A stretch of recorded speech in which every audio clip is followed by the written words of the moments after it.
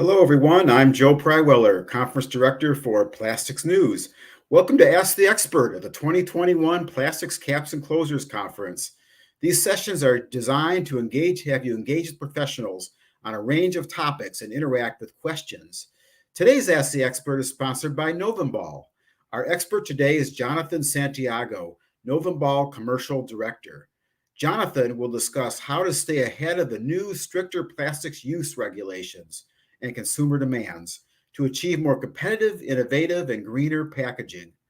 Jonathan will answer your questions after the presentation. To submit a question, open the Q&A box to the right of the video feed on the virtual event site and submit a question. Or if you're watching along on LinkedIn, Facebook, or YouTube, you can submit a question via those platforms. With that, I will turn things over to Jonathan Santiago of Novembal. Jonathan, the floor is yours. Joe, thank you so much. First and foremost, I would like to give a big thanks to the team at Plastic News for putting together this Plastic Caps and Closures conference and for inviting us to participate as one of the exposers of what's happening in packaging. And so we're very thankful to be part of this. Today, we would like to focus on packaging in the Roaring 20s. We see a lot of parallels between the 1920s and now the 2020s. And what's happening today is a lot of parallels in the beginning of the 19th or the 20th century, I should say. After the First World War, there was a huge, large-scale development in use of cars, telephones, the proliferation of films, electrical appliances.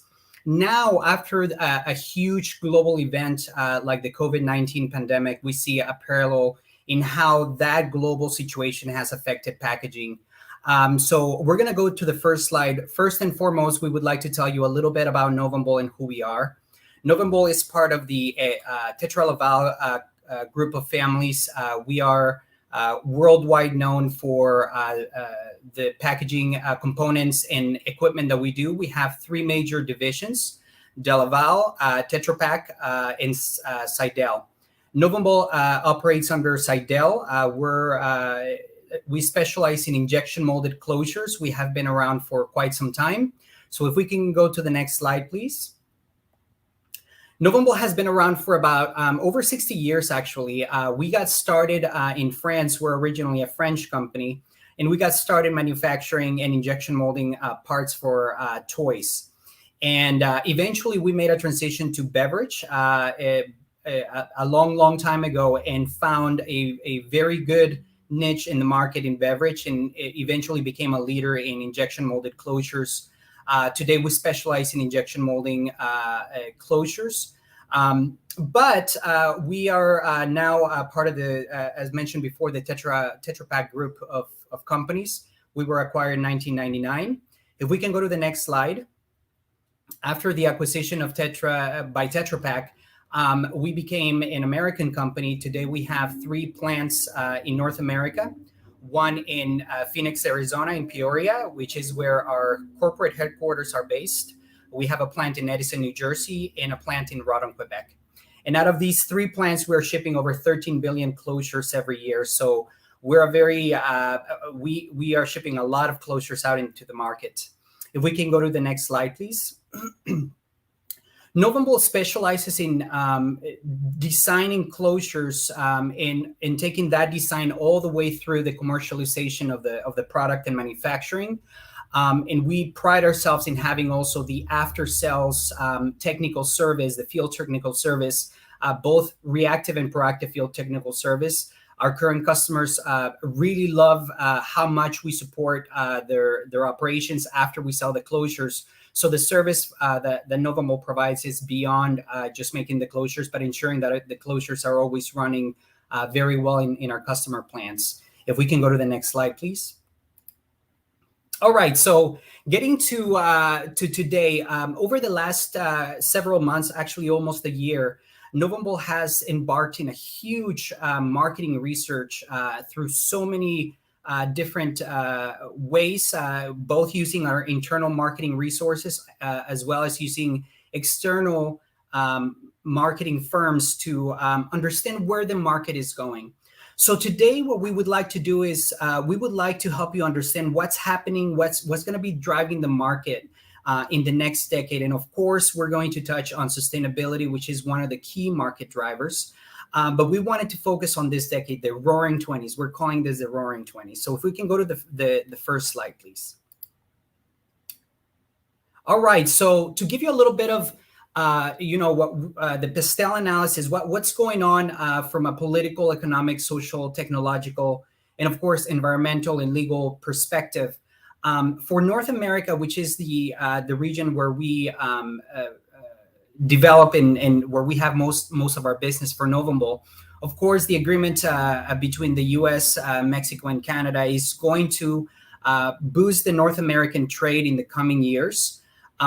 From an economic standpoint, it's no secret to everyone that's in packaging that the price of resin and crude oil is driving, from an economic standpoint, is driving the market.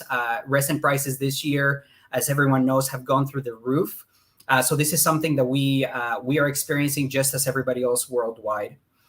From a social perspective, we're going to be looking at what's driving the market, and we're going to be looking at the health consciousness wave that's been happening because of the proliferation of social media and technology. And then from a technological standpoint, of course, we cannot talk about the roaring 20s without talking about e-commerce and the proliferation of just technology, the internet, social media, and so forth and so on. And finally, of course, we're going to focus a lot of our time on the environmental implications of packaging, what we know today, what are some of the steps that we can take as suppliers and manufacturers in the market, brand owners, to sort of help alleviate some of the problems that we have from an environmental perspective. And of course, what are the legal ramifications of the challenges that we have globally because of the pollution and environmental challenges that we have. And those legal ramifications, such as the single-use plastic directive in Europe, which it's poised to be extended in other regions. Let's go to the next slide. So to start with some of the key market drivers that we have found through our in-depth marketing research. The first one, premiumization of beverage packaging. This is a very interesting one. I think that the market in general, the pendulum swung very far to the one end of lightweighting and especially for beverage. And we see, at least in North America, some packages that are extremely lightweight. And over the last 10 years, we saw a huge swing to lightweighting, which is very good for the less use of plastic, but from a consumer experience standpoint, our research is indicating that a lot of brand owners, a lot of fillers are returning to a more sturdy, more premium package. Premium examples of this are the packages that we see on premium beverage brands today, such as Life Water, Essentia, Smart Water, with a more sturdy look. Fiji, of course. So we are seeing that one of the key market drivers in this decade will be a return to not just more premium packaging, but how can we make that premium packaging more sustainable? So from a consumer experience standpoint, we want to see closures that provide a little bit more of a grip, more of a very nice experience for the consumer. But we also want to see more sustainable packaging along with premiumization of the package itself. We can go to the next slide now. And then, of course, e-commerce. This is huge. E-commerce, and I would put from a technological standpoint, e-commerce and social media.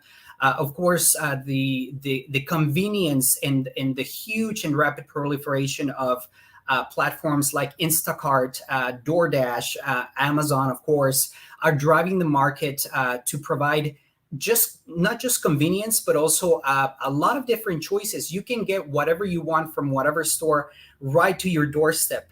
That coupled with social media and the new wave of people that we know as influencers who are being sponsored by major brands, and they're pushing different brands into the market, is really definitely going to be driving the packaging and specifically caps and closures in the next decade. So that's something that we're definitely looking at. And of course, there are some additional regulations for packaging. We know the ISTA 6 Amazon protocol for packaging, whereby now a lot of packaging closures bottles need to pass a certain qualification to be able to be offered in the Amazon platform.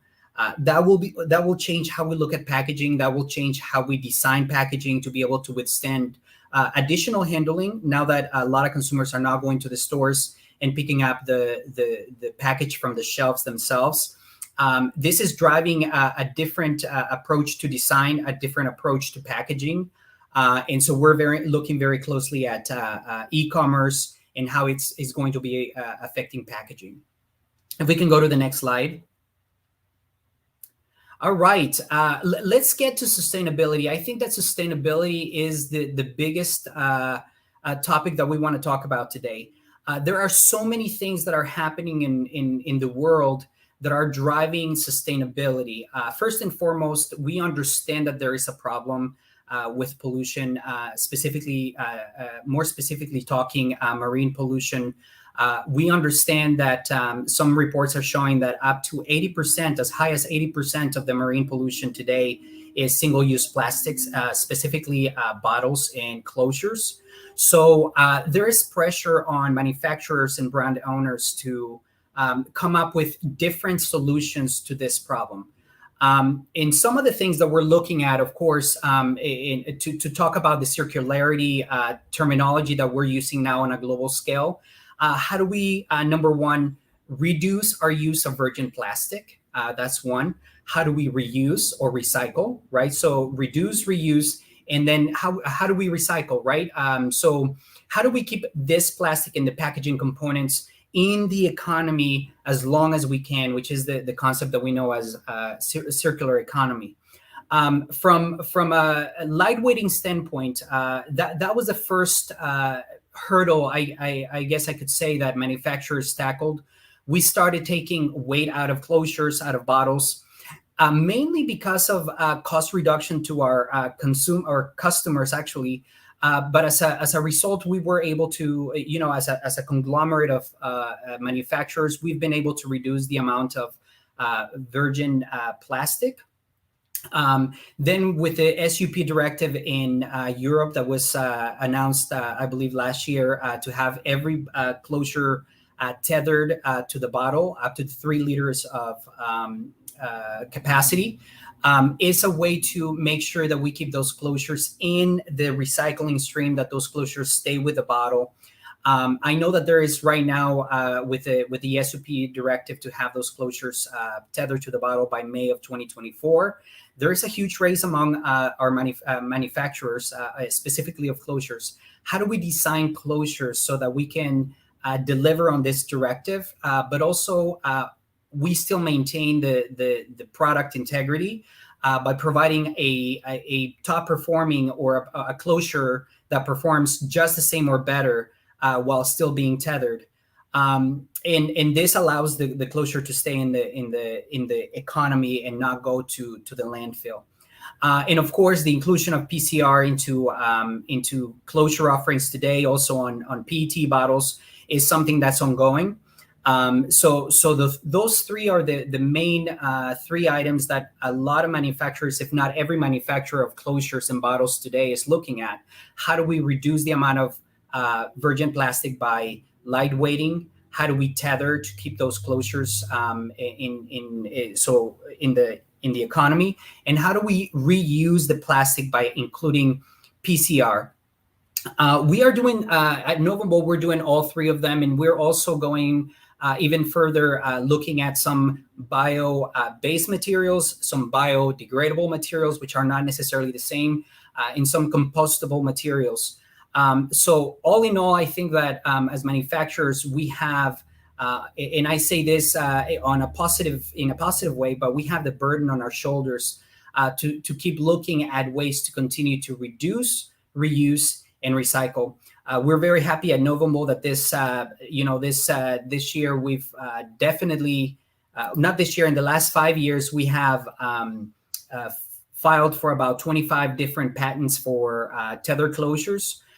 In lightweighting, we have eliminated over 1,000 deliveries off the road while still delivering the same amount of closures through lightweighting. And now in the near future, we're going to be introducing PCR, compostable materials, bio-based materials. And I think that every manufacturer should be doing the same. Everybody's doing the same. We need to look at this sustainability issue and the impact on the environment very seriously, and we need to do our part. We can go to the next slide now. One of the other market drivers, health consciousness. Of course, the proliferation of social media and to a certain extent, unrealistic body and image expectations is driving not just the North American or Western market, but all over the world. We're seeing a migration to more healthy alternatives. I was telling one of my colleagues a couple of days ago that, maybe 10 years ago, if you ask someone, what kind of milk do you drink? There were 3 options. You either had vitamin D, 2%, or skim milk.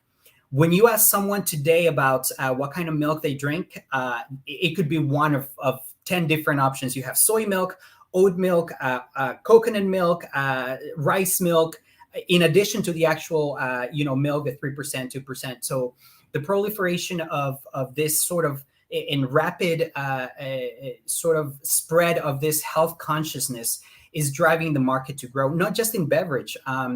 Some companies, larger companies like Nestle Health Sciences, the health sciences division of Nestle, Unilever, are announcing acquisitions of vitamin and supplement companies because the health consciousness is driving the market. So we're going to see in the next 10 years, in the 20s, we're going to see a focus on vitamins, supplements, powders. I take daily collagen in the form of a powder every day. So all these things are going to be driving the market, not just in beverage, but also outside of beverage. And this is thanks to social media. I've seen some videos from all over the world. There is a very popular Chinese workout lady that does ab workouts, and I've seen her videos on social media over and over and over, and everybody's doing this workout that she proposes. So we're going to continue to see that health consciousness is going to be driving the market in the next 10 years. All right, and then we can go to the next slide. All right, so the last market driver that we have noticed is partnerships and collaborations. Actually, right before this call, I got a call from one of my colleagues, and they said, hey, such and such company wants to enter into a partnership and see what we can do together in this specific market. Can we schedule a call? And it is not news. I mean, in the last couple of years, we've seen announcements from Mensen and Dow working on a fully recyclable pouch, monomaterial pouch. That was back in 2019. CSI and Coke partnered together to develop a closure for water with PCR inclusion. We see partnerships going, forming all the time.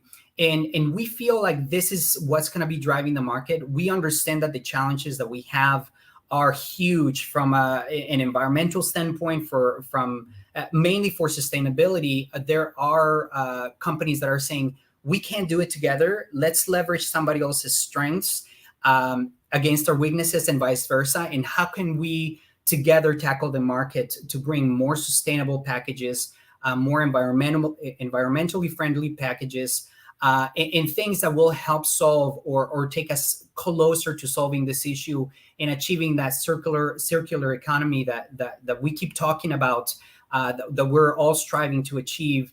And some companies have announced and published very aggressive goals to achieve certain benchmarks by 2025, 2030, inclusion of recycled materials. And then on top of that, you have the legislation that was introduced recently in the United States to potentially add a tax to virgin plastic. So partnerships is where we will see a lot of work coming together.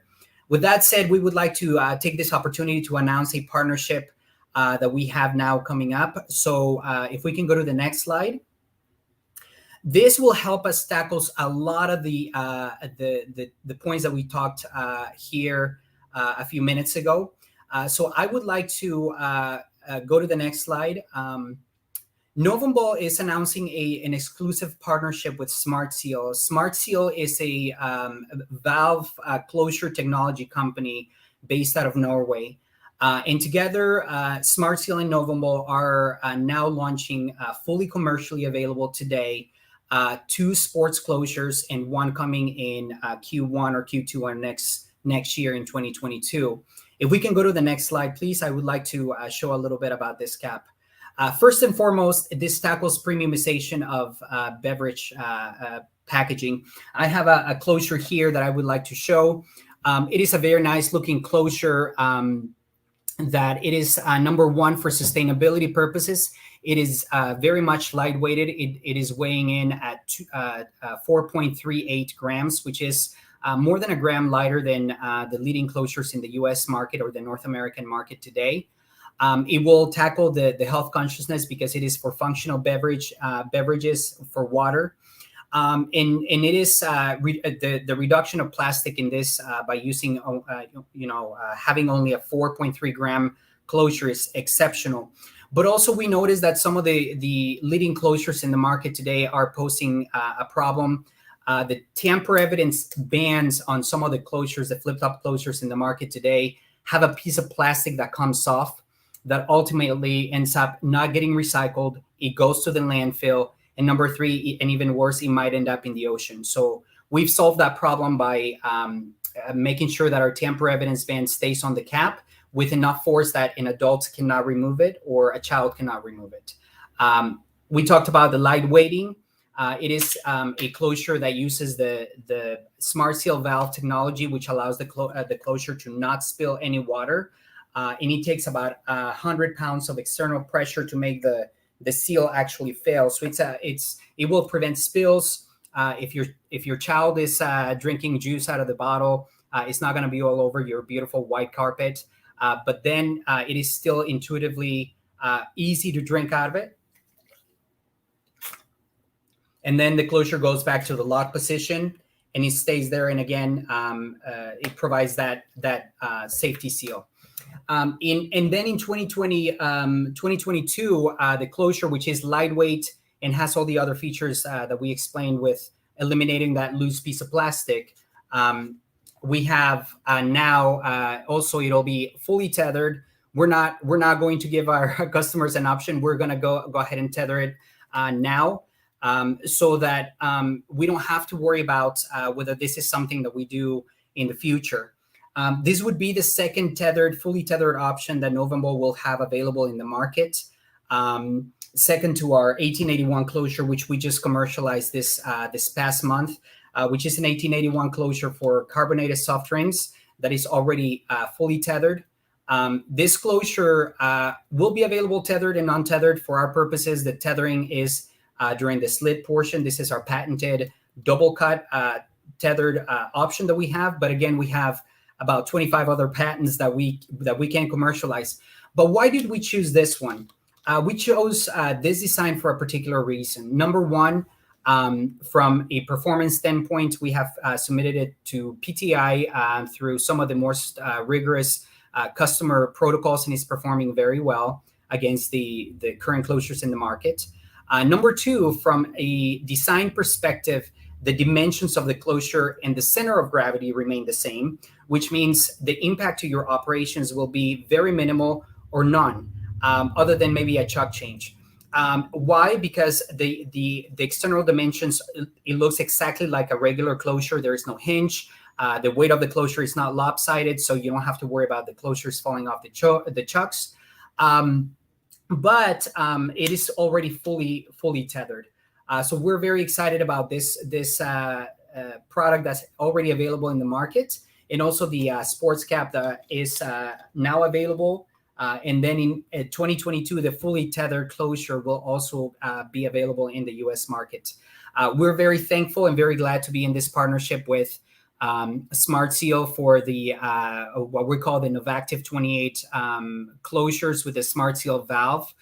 We feel that this is going to provide our customers some very, very positive experience while still lightweighting the closure and solving the problem of that loose piece of plastic that normally ends up in the landfill. So with that said, we have one final slide is a thank you slide. At this point, we can go ahead and take questions. We thank you so much for your time. Thank you. Thank you, Joe. Great. Thanks, Jonathan. And you left the big news for the end, I guess, anyway. Yeah, I did. We're waiting for that. And it checks off a lot of boxes, too, we talked about. Right. Excellent. We have some time for a few questions here. Michelle Wyckoff, Director of New Business Development at Novembal, is also joining Jonathan for Q&A.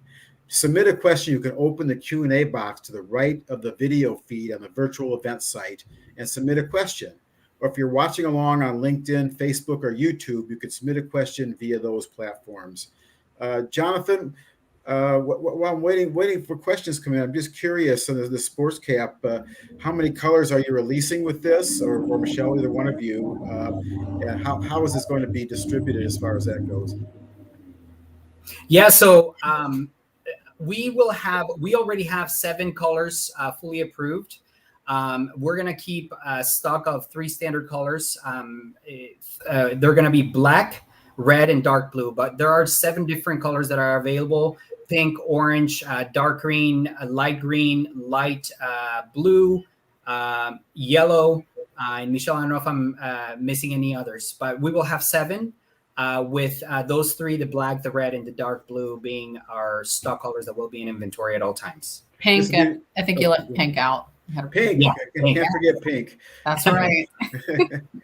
And will this be distributed worldwide or available Europe and the States both, in North America both?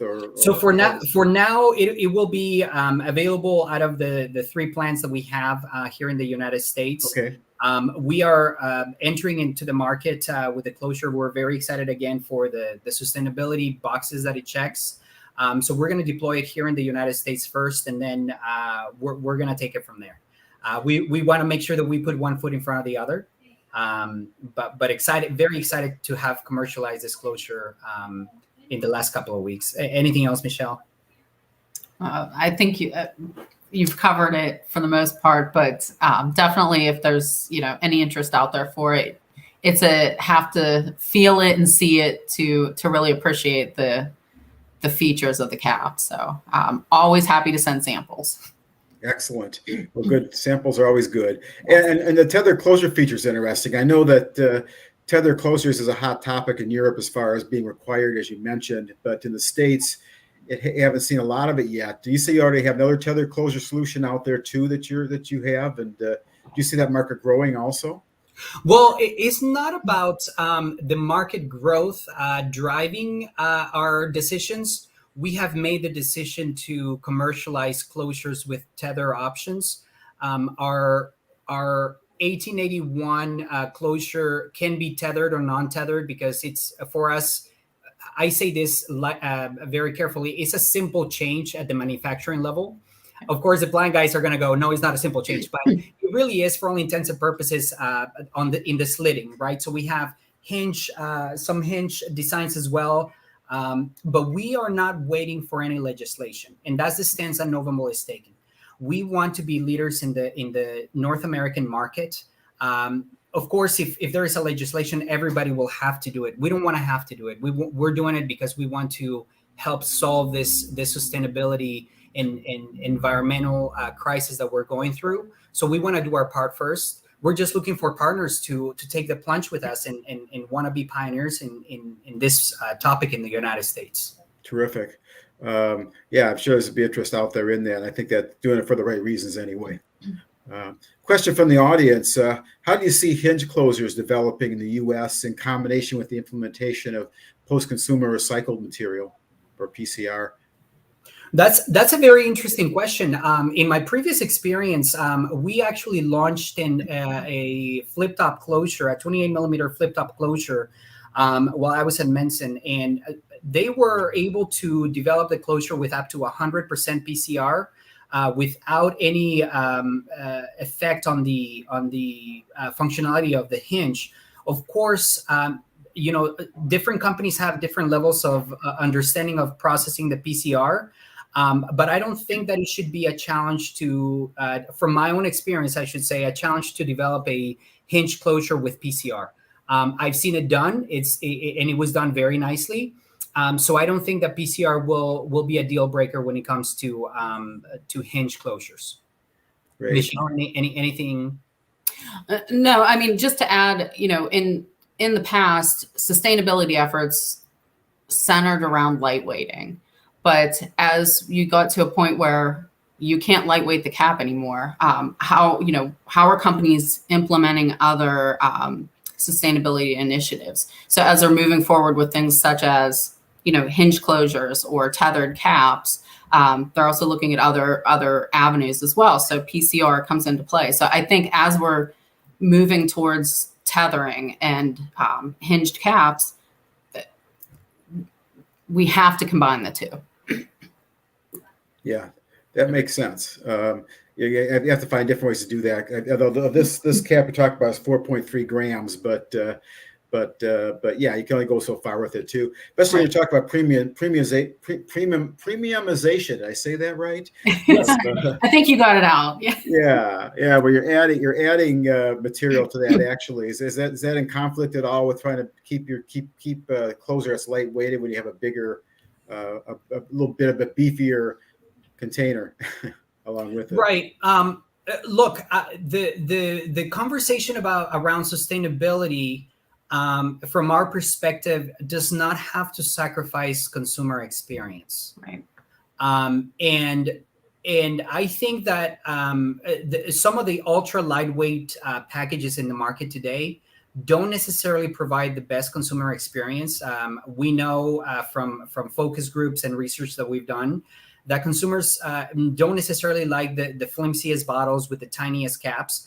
It is a matter of convenience, of course. You can pick a 40-pack or a 36-pack of those, and from a cost perspective, they're the most cost effective, but they don't provide the highest consumer experience or the most positive consumer experience. So we don't want to sacrifice consumer experience over lightweighting. So the way that Novembal looks at design, especially around sustainability, tethering, lightweight, three-prong. The closure needs to perform, right? It needs to perform just as well or better than the non-tethered closure or non-PCR closure. Number two, it needs to provide a positive consumer experience. And number three, it needs to pose zero or very minimal impact to our customers' operations. If they meet all three, then we believe we're achieving a happy medium or a win-win situation. We don't want to go so far in one direction that the consumer doesn't buy our customers' packages because they're too lightweight or too difficult to open, or if it's PCR and the hinge is breaking off. So there has to be a happy medium that we achieve whereby we are solving or helping solve or taking steps towards solving this crisis that we have from an environmental standpoint. But at the same time, we're still performing. Our closures need to perform well, and they need to provide that consumer experience. So I think that there is a happy medium in this whole conversation that we as manufacturers and brand owners and consumers need to achieve.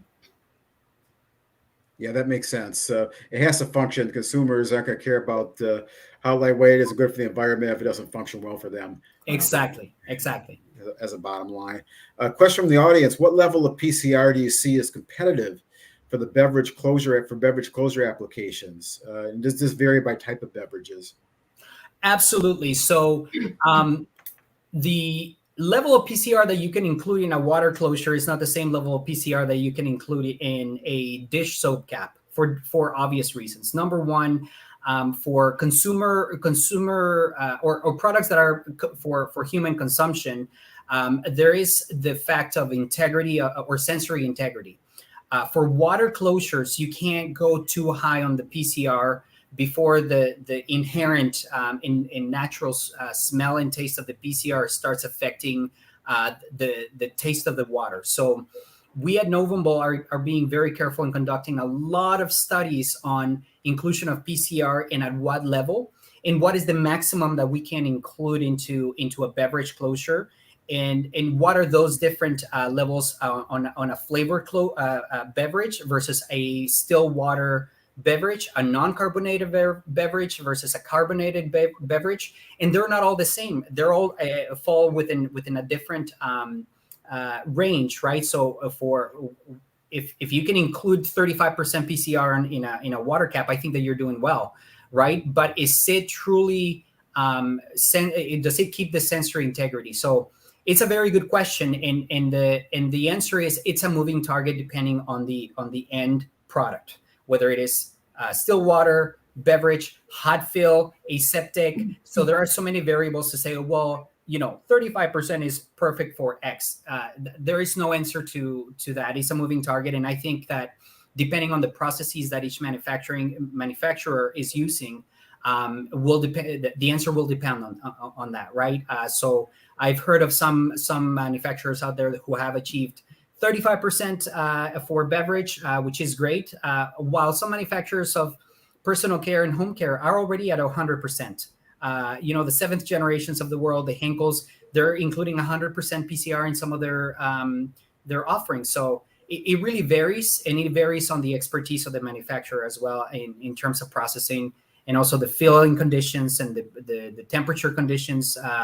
It's all a moving target, but we're doing our job to try to understand what is the win-win situation. How do we achieve a win-win situation to maintain that product integrity while still including PCR, bio-based materials, compostable materials? We're testing all of them. Right.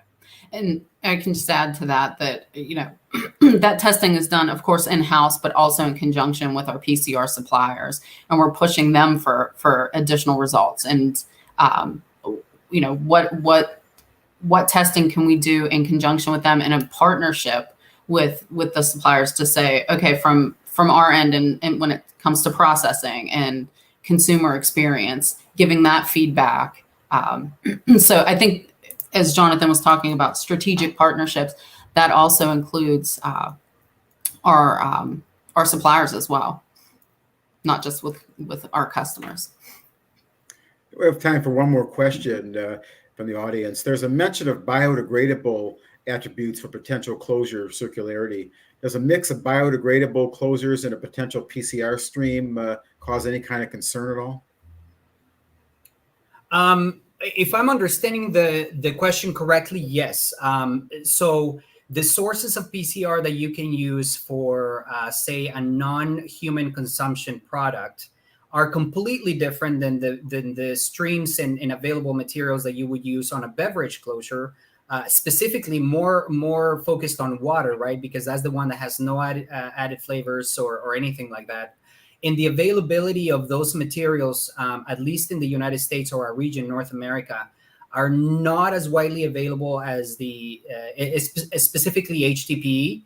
The available stream and materials of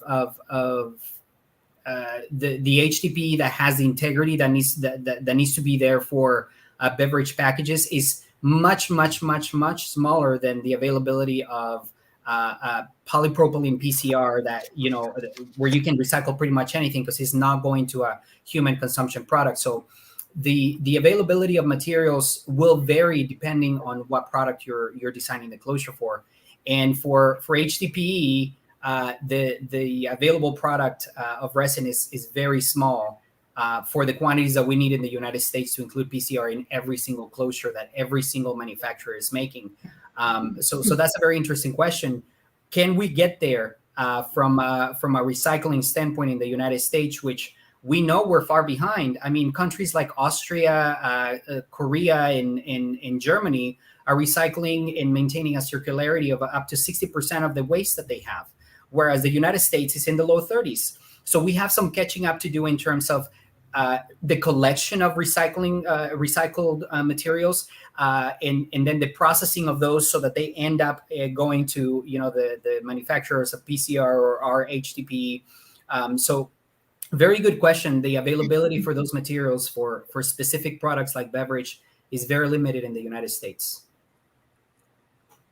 Yeah, that's an issue for sure. There's no question about it. The availability of resin of the PCR material is to meet all the partnerships and standards that are out there anyway, difficult.